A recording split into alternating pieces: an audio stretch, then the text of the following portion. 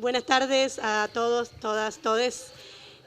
Bueno, este ciclo que lo titulamos La Uni en Red y en particular con una de sus secciones es Charlemos de Ciencia, conversatorios con científicas, científicos, investigadoras e investigadores de las universidades públicas de todo el país. Lo organizamos desde la red de áreas de prensa y comunicación institucional del Consejo Interuniversitario Nacional para este stand de la Secretaría de Políticas Universitarias.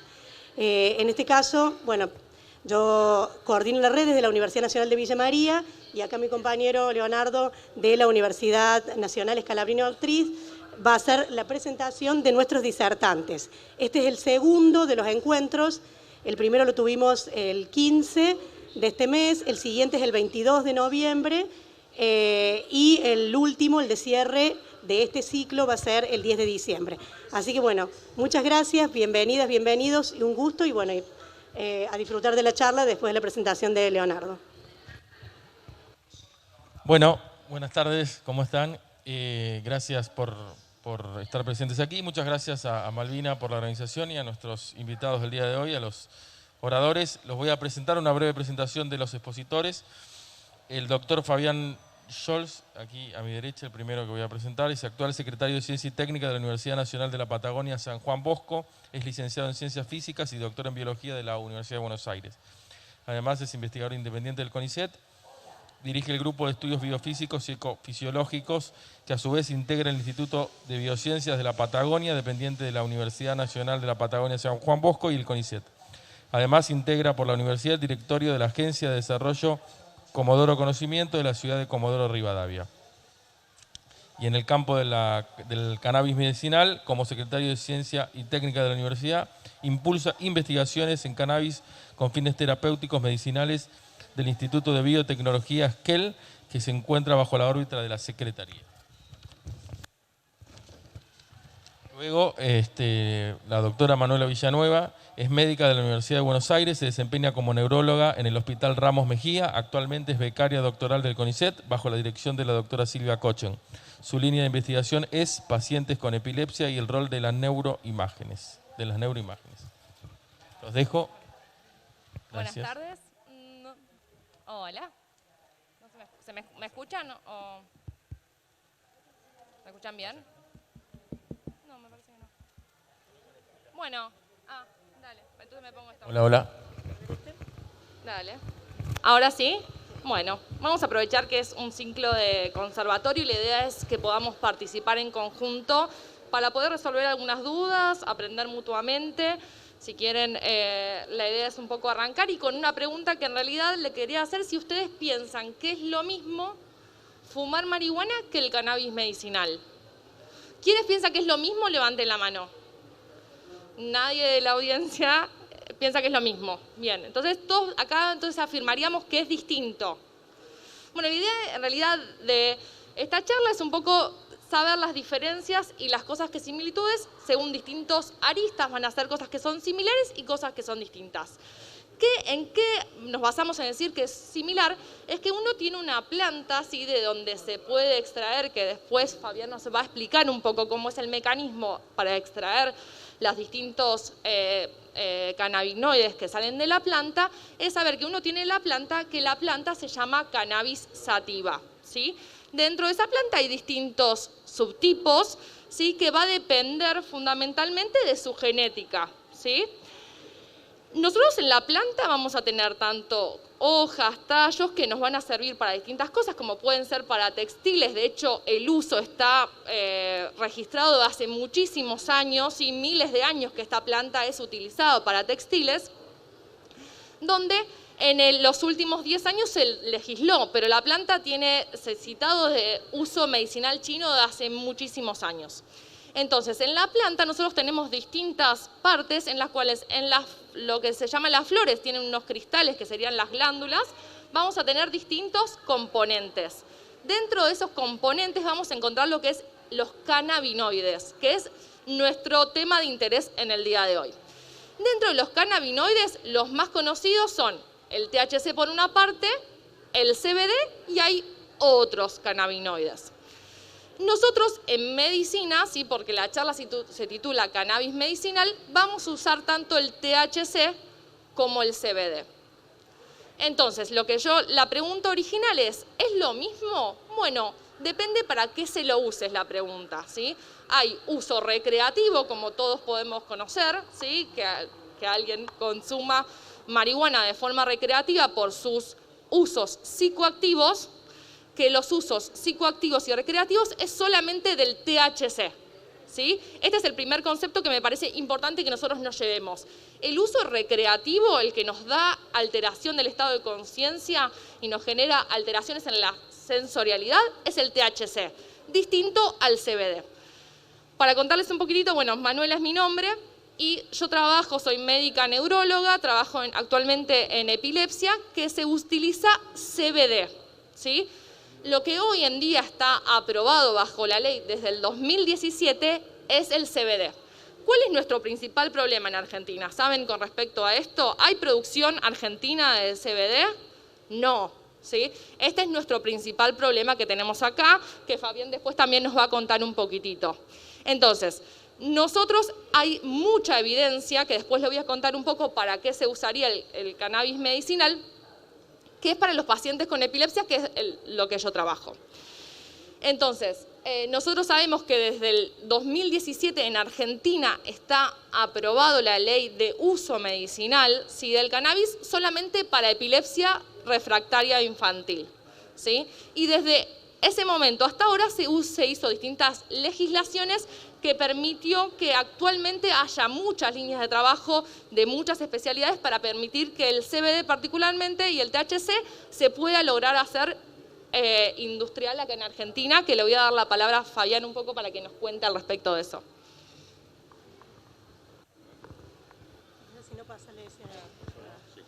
Hola. Sí, no, pedí este micrófono porque mi alma de docente me va a hacer que me pare en menos de un minuto, ¿sí? Bueno, gracias Manuela. Manuela no lo va a decir, pero Manuela pertenece a un grupo de altísimo reconocimiento en trabajo, en investigación en epilepsia de Argentina, ¿sí? Y está en una universidad joven, como el Arturo Jauretche. Y bueno, nosotros venimos también de una universidad por ahí no tan joven, joven sí, 47 años tenemos de existencia, venimos desde la Patagonia.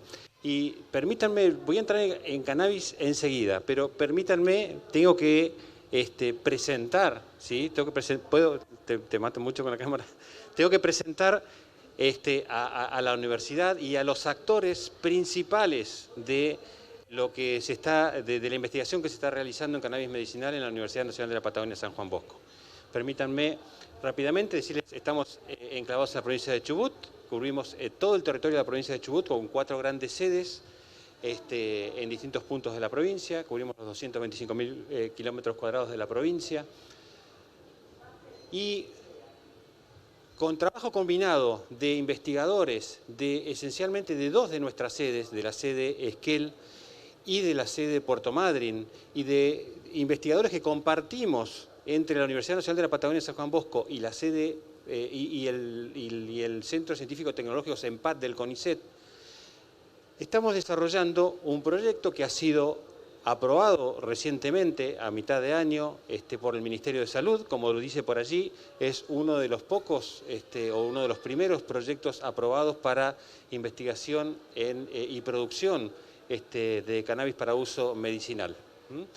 Es así que aquí quiero reconocer a los actores principales, pero representan a un grupo numeroso de investigadores que están trabajando en algunos casos, ahora lo vamos a ver, con distintas acciones, en algunos casos desde hace más de 20 años en cannabis y en otros casos menos años en cuestiones fisiológicas de plantas que van a ser utilizadas para la producción justamente del aceite de cannabis. Bien, ¿qué necesitamos para producir cannabis? Aceite de cannabis, ¿qué necesitamos para producir? Primero necesitamos conocimiento de producir en cierta escala, es decir, una cierta cantidad de plantas. Entonces necesitamos allí la parte fisiológica, la parte de conocimiento de la planta. que ahora vamos a ir compartiendo con Manuela, qué es lo que necesitábamos y qué partes de la planta son las que se utilizan para producir los distintos componentes o compuestos, o de qué parte de la planta se extraen los distintos compuestos. Entonces necesitamos alguien que conozca mucho de producción, que trabaje con cuestiones de biotecnología en la producción masiva de plantas.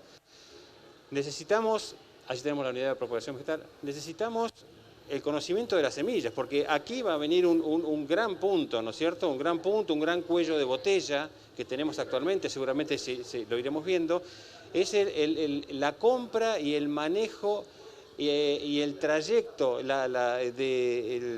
registro que se tiene de las semillas que se van a utilizar. Y por supuesto necesitamos luego extraer. Una vez que hacemos crecer la planta, que tenemos cierta cantidad, necesitamos extraer los componentes. Bien. Entonces, pasando esto concretamente al proyecto Cannabis que empezamos a desarrollar, estamos ahora en la Argentina, como bien lo decía Manuela, estamos actualmente, no estamos produciendo el CBD, el cannabidol, ni el CBD ni el THC. Entonces, lo que se está produciendo, ¿sí?, es de forma artesanal, es por organizaciones, no voy a dar ningún nombre de organización porque me voy a olvidar de muchas otras y vamos a quedar muy mal, ¿sí?, porque están trabajando denodadamente desde hace muchos años con cuestiones concretas, entonces sería muy feo olvidarse alguna. Entonces, ¿qué es lo que vamos a hacer?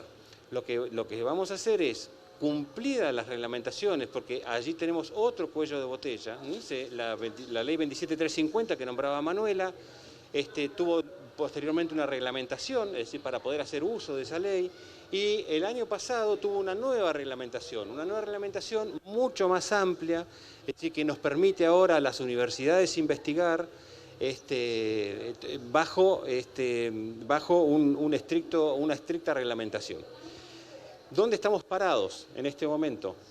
Estamos parados. Tenemos conocimiento de algunas, yo no quiero entrar mucho en detalles que Manuela conoce mucho mejor que yo, seguramente va a hablar de clones o de plantas tipo 1, 2 y 3, de cuáles se produce más THC, de cuáles más CBD, eso no soy experto en eso, pero estamos entonces con el grupo que está trabajando desde el CONICET y que son también investigadores de la Universidad de la Patagonia, en Puerto Madryn, ya se tiene el conocimiento de trabajo con al menos 9 clones, 9 variedades, y lo que se está esperando en este momento es que podamos comenzar en Esquel a producir en masa. Cuando decimos producir en masa, porque se trata de una investigación, con un fin de producción, llamémoslo semi-industrial. Si conocen por allí, tenemos ya una producción en nuestro país que está en la provincia de Jujuy, ¿sí?, que es Cannaba. Y bueno, la idea con este proyecto, pero con un fuerte sesgo de investigación, es llegar a producir o llegar a producir de la forma que lo está produciendo Cannaba. Ahora, hay mucho de investigación. ¿Por qué? A ver, soy ecofisiólogo, desde la fisiología sabemos que una misma especie no va a aportar la misma química, los mismos componentes, si yo la cultivo en distintas condiciones de luz, con distintas condiciones de riego, con distintos sustratos, con distinta temperatura. Entonces, tenemos que ensayar, tenemos que investigar sobre diferentes clones o sobre diferentes variedades. Vamos a comenzar con 6, para ver cuál de esas variedades es primero la más apta no solamente la más apta para el cultivo en la región, estamos hablando de latitudes altas, con condiciones como que ustedes se imaginarán de la Patagonia, no solamente, sino qué componentes va a producir en cuanto a THC, CBD o terpenos, que van a ser utilizados para otras cuestiones, qué qué componentes vamos a producir con una planta o una variedad producida bajo determinadas condiciones de cultivo. Entonces, ahora sí voy a pasarlo muy rápidamente. Aquí tenemos los invernaderos en los que se van a producir las plantas. En tierra, no va a ser en macetas.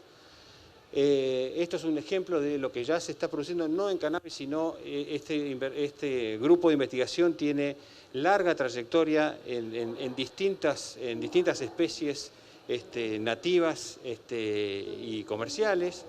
Se cuenta, bueno, es necesario para llegar a lograr el aceite adecuado, es necesario investigación, no podemos pasar desde el inicio a una producción masiva, ¿no? Entonces tenemos invernaderos como vemos aquí a la derecha, tenemos invernaderos de experimentación de muchos más pequeños, 150 metros cuadrados. Lo que ven a la izquierda estamos hablando de 1.200 metros cuadrados. Ya 1.200 metros cuadrados, se va a utilizar una parte de eso, ya es considerable. Tenemos que ver también, no solamente las condiciones, sino qué tipo de plagas puede afectar, por ejemplo, a un determinado cultivo. Y todo eso lleva tiempo. Afortunadamente, es un cultivo que es de tiempo corto, ¿no es cierto? Estamos hablando de que no estamos hablando de una producción forestal, estamos hablando de cannabis que en 8 meses, desde que implantamos la semilla, a lo largo de 8 meses podemos obtener el cannabis, el aceite de cannabis. Bien, entonces distintas etapas, hay mucho control, muchas cuestiones fisiológicas de la planta, nos metemos dentro de la planta y esencialmente lo que nos va a interesar, lo que les va a interesar a Manuela es la química del producto. Bien, pero ¿dónde estamos parados? ¿Dónde estamos parados hoy? Decía, pero ¿por qué ya estamos produciendo en Jujuy y no estamos produciendo en La Plata? Por ejemplo, en La Plata nos ha ayudado muchísimo, uno tiene que reconocer, cuando iniciamos nuestro camino en la investigación en cannabis, recurrimos a los colegas de La Plata, que nos abrieron todas las puertas, y presentamos un proyecto el año pasado al Ministerio de Salud que fue aprobado. Ahora, no es únicamente el Ministerio de Salud, Manuela me decía, hablemos un poco de la reglamentación y de los cuellos de botella. No es solamente el Ministerio de Salud el que tiene la autoridad de aplicación del proceso completo. Hay muchos actores aquí, está el INASE, como dice allí, el Instituto Nacional de Semillas, quien genera y tiene todo el marco regulatorio para la comercialización, la utilización de semillas. Vamos a tener luego, cuando tengamos el aceite, va a entrar en acción el ANMAT, en algunas etapas va a entrar en acción también SENASA. Es decir, son distintas etapas, distintos caminos, distintas etapas, mejor dicho, que hay que ir sorteando. Bueno, la Universidad de la Patagonia de San Juan Bosco ya ha avanzado mucho a partir de la aprobación del proyecto. Ya hemos recibido algunas autorizaciones del INASE, tenemos convenios con el INASE, Instituto Nacional de Semillas.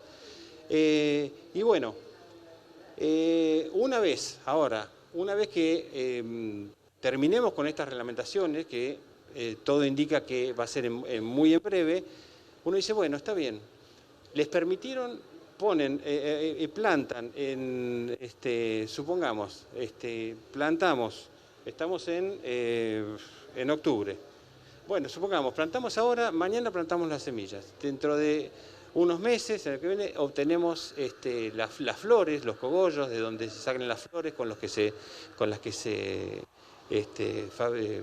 produce el aceite de cannabis. ¿Y cuál es el proceso a posteriori?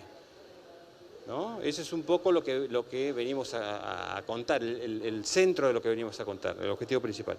Entonces, a partir de allí, tiene todo un proceso que es el proceso inicial, que es el proceso de extracción. Se cortan las flores, se las lleva a secado, se las separa, se las lleva a secado y luego se las lleva a una máquina, a un aparato, a un equipo. Puede haber distintos equipos aquí. La extracción puede ser por etanol, podría llegar a ser, por ejemplo, de los terpenos, por ejemplo, por arrastre de vapor, es decir, una especie de destilación, pero lo que nos va a producir aceite de calidad farmacéutica, porque es lo que no tenemos también, ¿no? O sea, todos sabemos que se puede conseguir la botellita o los 30 mililitros de aceite de cannabis que se produce, bueno, pero eso no tiene calidad farmacéutica. Inclusive, esos aceites podrían haber arrastrado en el proceso algunos solventes, es decir, podrían de alguna manera estar contaminados, por decirlo de alguna manera, con algún solvente o un rastro de solvente. Bueno, hay metodologías que evitan todo eso. Una de las principales metodologías es la utilización de un equipo de mucho costo que es dióxido de carbono supercrítico, ¿sí? Entonces, extracción por dióxido de carbono supercrítico.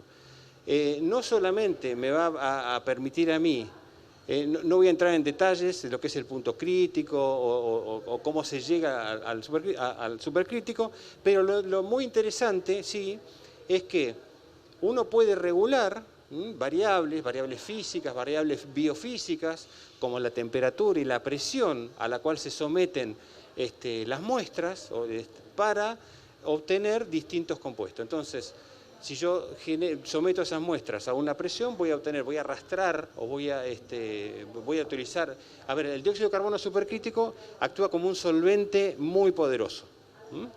Entonces, si yo someto a las muestras a una determinada presión, puedo llegar a arrastrar todo, es decir, todos los componentes, todos los cannabinoides, los terpenos.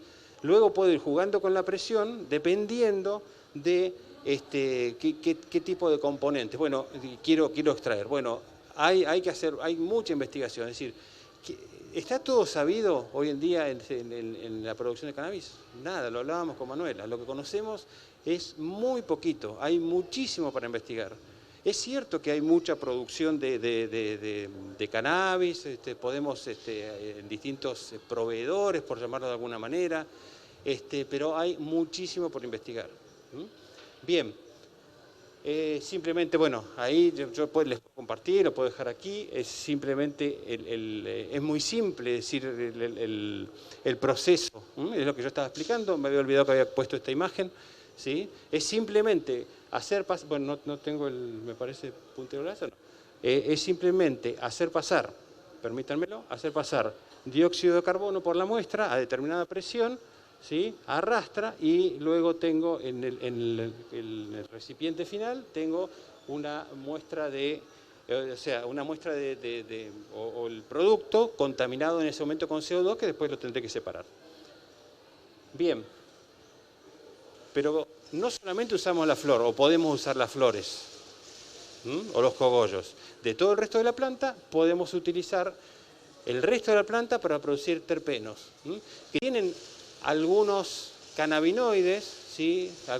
Puede quedar algún cannabinoide, pero en mucho menor proporción, y eso puede ser muy utilizado para otros usos. Cremas, por ejemplo, que habrán oído hablar. Bien, finalmente, el producto, lo que se va a producir en Esquel en breve, ese producto va a ser enviado a los expertos que están trabajando, insisto, desde hace 20 años con cannabis en el Centro Científico Tecnológico CENPAT y en la Universidad de la Patagonia en Puerto Madryn para analizar la composición química por cromatografía gaseosa. Bueno, ese es el proceso en general para la producción de cannabis medicinal. Bueno, le agradecemos a Fabián toda la explicación que probablemente muchos de nosotros nos conozcamos. Y me parece muy importante lo que él nos enseñó en su charla, es darnos cuenta de la importancia de la multidisciplina que hay todo atrás de esto, ¿no? Y también de la importancia de tener entes públicos para permitir el desarrollo de cannabis argentino para que los pacientes puedan acceder, que es el fin de todo esto, ¿sí? De todo. Entonces, volviendo un poco más a para qué se usa, ¿no? ¿Para qué se usa el cannabis medicinal? Bueno, en Argentina por el momento tenemos legislado, es decir, cualquier médico puede indicar cannabis para los pacientes con epilepsia refractaria, ¿sí? No hay otras entidades médicas que están aprobadas actualmente porque no hay la evidencia suficiente para hacerlo. Que no haya evidencia significa que eso no hace bien. No sé, ¿ustedes qué piensan? No, significa que no hay evidencia. No hay evidencia en contra ni hay evidencia a favor, ¿sí? Entonces, bueno, nos queda muy corto el tiempo, pero bueno, lo que yo vengo a hablar puntualmente es de epilepsia. Yo formo parte de un grupo, como Fabián nombró, es Silvia Cochen. Ella hace muchos años que está luchando por los pacientes con epilepsia para que puedan acceder. Nosotros estamos en la Universidad Arturo Jauretche, en la cual también trabajamos con el CONICET y distintas multidisciplinas, enfermería, psicología, distintos profesionales médicos que nos están permitiendo evaluar el cannabis artesanal que tiene, ¿sí? Para demostrar la importancia de seguir luchando para que nosotros podamos producir el cannabis para los pacientes. Y por último, para cerrar, y así podemos conversar, a ver si tienen alguna duda que podamos resolverlas con Fabián, es ver para quiénes están indicados y cuál es la dosis, ¿sí? Bueno, como les decía, pacientes con epilepsia, con encefalopatías, epilepsia, nosotros actualmente estamos haciendo un estudio para ver si puede ser para otro tipo de epilepsia, para seguir aumentando la evidencia, ¿sí? Esto se pueda legislar. Y tiene otras utilidades que utilizan otro tipo de profesionales. Yendo particularmente a la epilepsia, es la encefalopatía de epilepsia, ¿sí? Bueno, no sé si querés agregar alguno más. Y en realidad, respondiendo la primera pregunta que yo les hice, ¿sí? Es si fumar marihuana es lo mismo que el cannabis medicinal. No están tan lejos, ¿por qué? Porque el cannabidiol, sí, los distintos cannabidioles también tienen forma de ser vaporizados. Sí, es un poco en realidad para que nosotros dejamos de estigmatizar, sí, y entender de lo que estamos hablando cuando hablamos de marihuana, ¿sí? ¿Qué es el cannabidiol? ¿Qué es el THC? ¿Qué son los distintos productos? ¿Qué es la planta? ¿Sí? Así que si quieren ahora podemos conversar un poquitito. No sé si Fabián tenés algo más.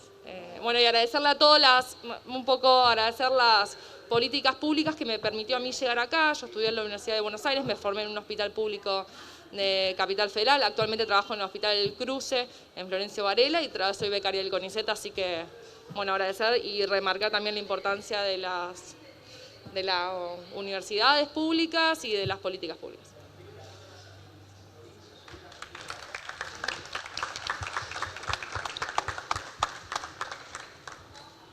Bueno, si alguien del público tiene alguna pregunta para hacerles, ¿sí? ¿Allí?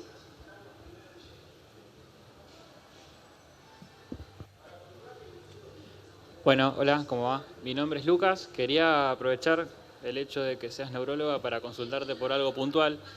Es que de hecho cuando yo lo consulté a mi neuróloga no me supo responder por esto que decís vos de la evidencia. Fue la misma justificación que me dio ella. Sí. Es cómo puede ayudar el cannabis medicinal a la gente que sufre cefalea o migraña crónica, que es lo que tengo yo.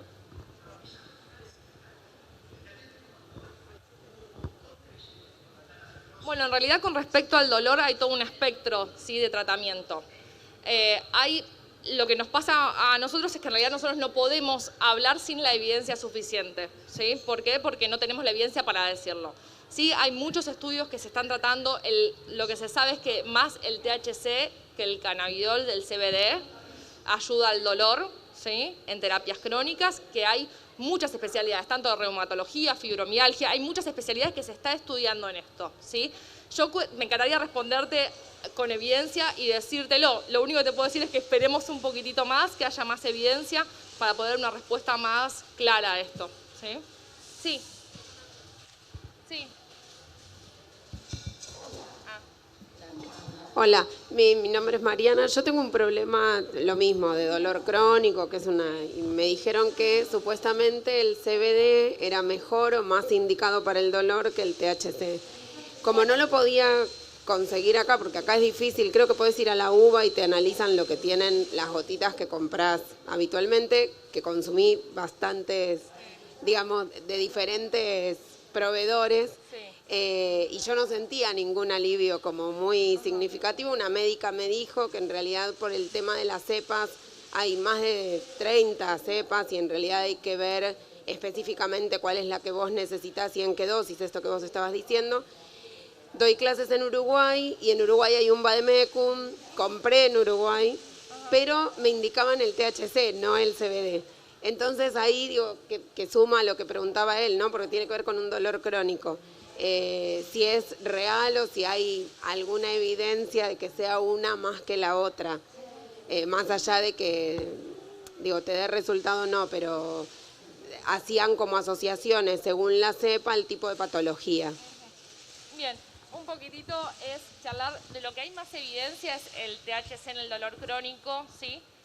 Pero bueno, nos falta mucho tiempo de seguir investigando, como decía Fabián, necesitamos mucho tiempo de poder estudiar y evaluar en los distintos pacientes, según sus distintos dolores, ¿sí? Porque los dolores tienen distintas vías fisiológicas y tenemos el THC y si bien el CBD tienen el mismo receptor, ¿sí? Que son receptores endógenos, es decir, que nuestro cuerpo tiene receptores para el cannabidiol, pero actúan de distinta manera, ¿sí?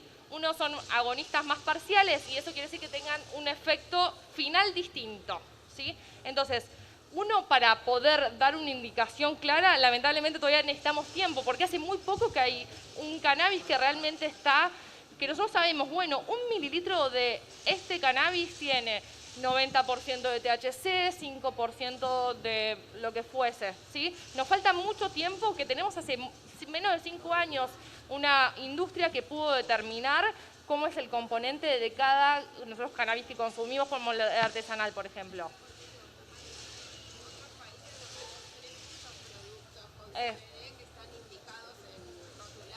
Exacto, sí.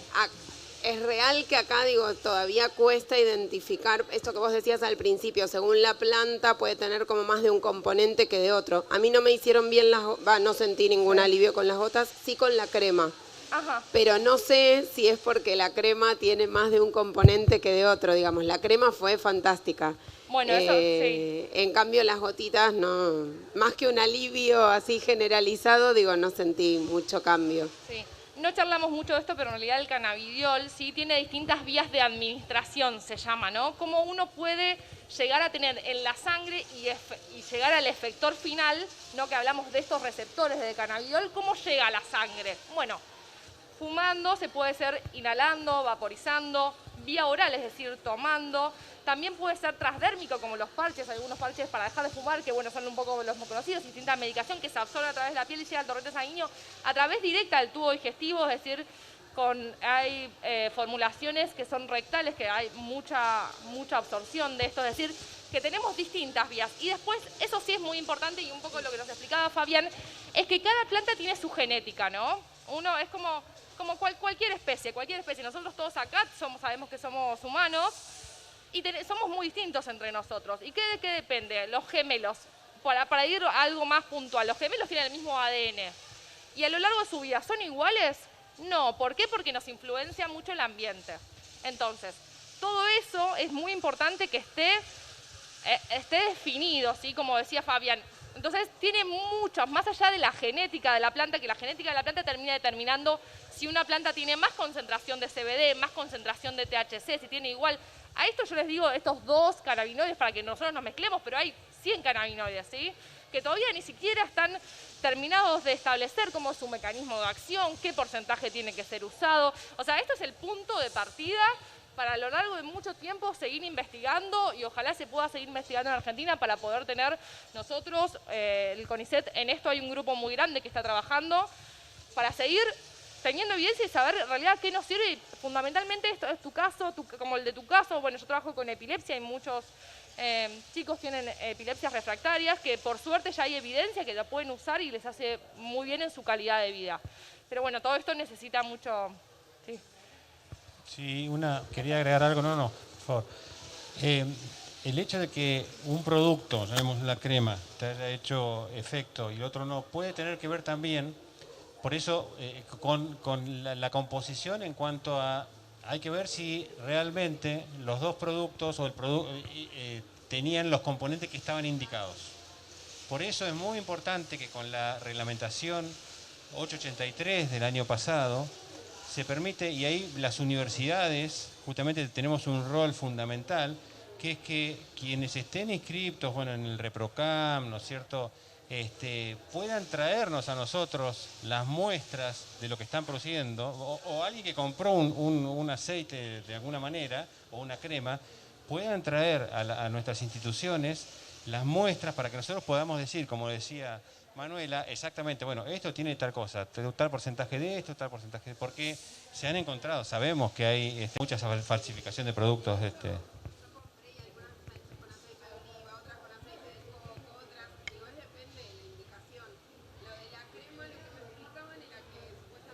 Concentrado el que me dieron y lo tenía que disolver con la crema esta genérica que se compra en las farmacias. Yo lo usé directo porque la verdad que los dolores son fuertes y me hizo muy bien, muy bien. Pero bueno, no así las gotitas. Pero no sé exactamente qué tienen, por eso... Eso es lo mismo que tenemos que trabajar en conjunto para poder identificar y... Claro. Yo entendí que en la uva creo que dicen que se puede ir y hacer de forma particular el análisis para ver qué composición tiene lo que estás consumiendo. Sí, en muchas instituciones ya, ahí en el CCT Sempat CONICET también. O sea, digo, de modo genérico y más allá de lo que esté faltándonos de evidencia, ¿es recomendable cuando uno va a consumir esto hacer un análisis? Es una pregunta. ¿Cómo? Para saber, ¿es recomendable que si voy a consumir gotitas, haga el análisis previo en alguna institución para saber qué es lo que exactamente... Si no está la trazabilidad. A ver, por eso yo hablaba de lo que se llama lo que es el producto de calidad farmacéutica, ¿no? Claro. Tenemos entendido que Cannava ya lo está colocando en el mercado y tiene toda la trazabilidad. Exacto. Y el respaldo de las instituciones detrás, ¿no? Sí. Eso no implica que canabicultores, que no podamos aprovechar inclusive la experiencia que tienen canabicultores con 30, 40 o 50 años de que están, por ejemplo, en Patagonia, ¿no? Tal cual. Produciendo porque tienen nuevas variedades, nuevos clones, han ido trabajando medio de manera alquimista, por decirlo de alguna manera, y bueno, todo ese germoplasma, toda esa genética, hay que ver cómo la aprovechamos también, ¿no?